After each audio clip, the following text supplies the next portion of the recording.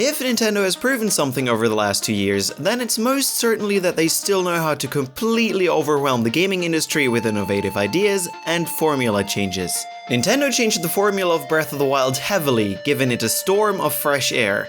Because a breeze can't even describe those reviews. Now Super Mario Odyssey changed the platforming formula once again and put the series back in the mainstream spotlight. Another thing it also did was boost the sales of Nintendo's new console, the Switch, which was in desperate need for some more top-tier titles. The game has sandbox-like elements and revolves around Mario exploring Earth-based settings, similar to Super Mario 64 and Super Mario Sunshine, with his new partner, Cappy. Unique to this game, Mario is able to throw Cappy onto certain enemies and objects, allowing Mario to take control of them. Mario can also dress in a variety of different costumes, many based off of his past adventures. It was a huge hit and got 9s and 10s across the board from almost every gaming outlet on the planet. However, there are also a number of features and things in the game that weren't used, or later replaced, essentially scrapped content. And today we're going to look at that. Big shout out to Random Talking Bush on Twitter, since we got some of these from him, and obviously the cutting room floor. First up, we're going to take a look at some of the things from the 2D sections in the game, because in the game you can go in certain pipes to put you in a 2D section, and in the files are interesting things they wanted to do here, which eventually didn't make it in. For example, there is an unused 2D sprite of Small Mario, but the final game only uses sprites for Big Mario. Now why they did this is unknown, but it could be that after one hit you would become smaller as seen in the 2D side-scroller games. This, however, might not have worked all too well with the 3 health the player has, and they ended up leaving out those transformations altogether. There is no indication at all for this, it's just an option, and besides that, there is nothing that could give us a clue to what this was for. Another interesting thing are these unused 2D coins for the Metro Kingdom, which only come in collected form and don't have a colorized counterpart. Now normally, these are used in the 2D sections that I mentioned earlier. However, New Donk City doesn't have any where you could collect those region-specific coins. Clearly this is a thing they wanted to add to the game, and after looking at the coins, you can see that they're fine.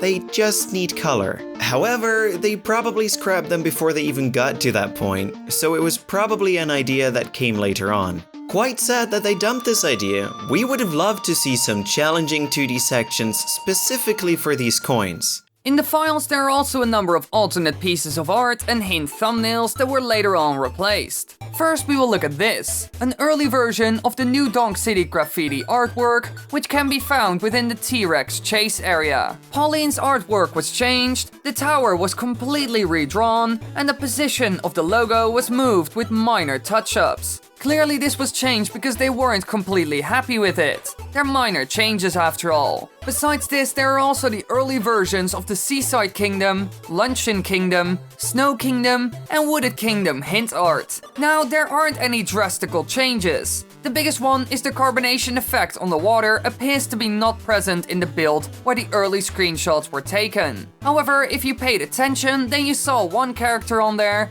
that's quite special. Poochie. He already appears in a few hint photos in the game and can also be physically found by fishing in Bowser's Kingdom. And when caught, he gives you a power moon. This officially marks the first time that he appears in the Super Mario series. And if you look at these early hint pictures, then you can see that he was supposed to be in it a lot more. However, for some reason he was scrapped from some of them and replaced by normal scenery. We aren't really sure why they did this, and in our opinion, they should have used him in those pictures more often, since it's quite fitting. Now there's one type of picture left in the files that we're going to look at, the globe, which also functions as the map, because there's an unused version of it and there are a lot of differences that can be found on the early texture. For example, Isle Delfino, which remains in the game as seen in the bottom, an unknown island above the cap of the Mushroom Kingdom, the Cap Kingdom was green rather than black, Fossil Falls Island in the Cascade Kingdom was a T-Rex skull shape instead of a Triceratops skull, there was no Alpine Island-like formation near the Lake Kingdom, the Wooded Kingdom continent looked completely different and didn't look mountainous, there weren't any surrounding islands at the Lost Kingdom, the Baya California Island where the Metro Kingdom is looked a lot less noticeable. The Champagne Bottle Island located near the Seaside Kingdom was facing more upwards and didn't look like it had any champagne coming out.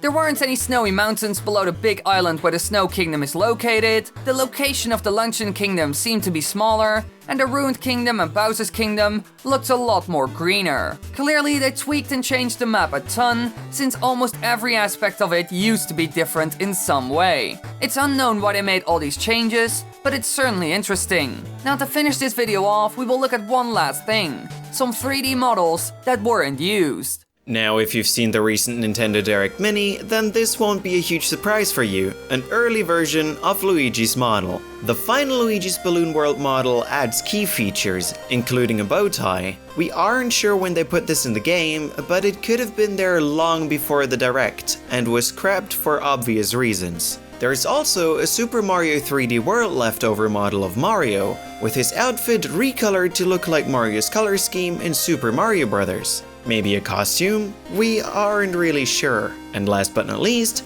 there is a placeholder model for regional coins, and a duplicate exists as Coin Collect. Now everyone, we reached the end of this journey. Clearly Nintendo changed some things here and there, especially the map had a rough time. Luckily enough, everything ended up working out, and the game is a true masterpiece which we will enjoy for many years to come.